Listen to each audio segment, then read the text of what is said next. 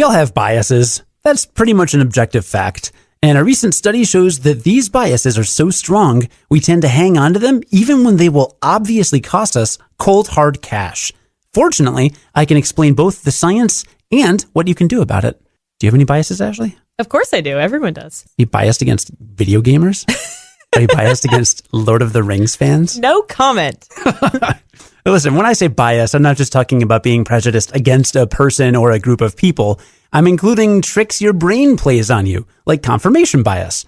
That's the human tendency to ignore facts that are not in line with what you already believe.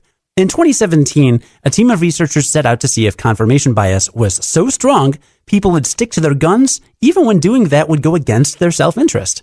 There were 2 phases to this experiment. In the first phase, the 20 participants in the study were shown a bunch of made-up symbols paired with a monetary value. Whichever symbol they chose, they got the associated payout.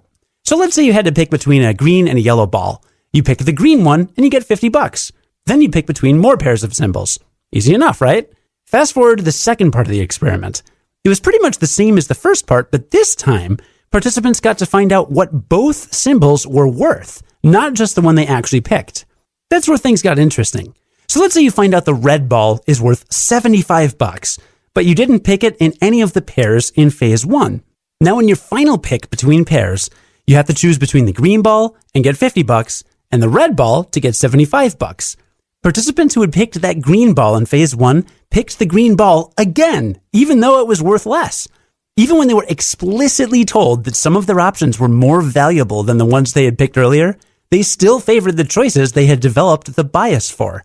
In other words, if you ever get the sense that somebody is obviously doing something against their own self-interest, there's a not very good reason for that.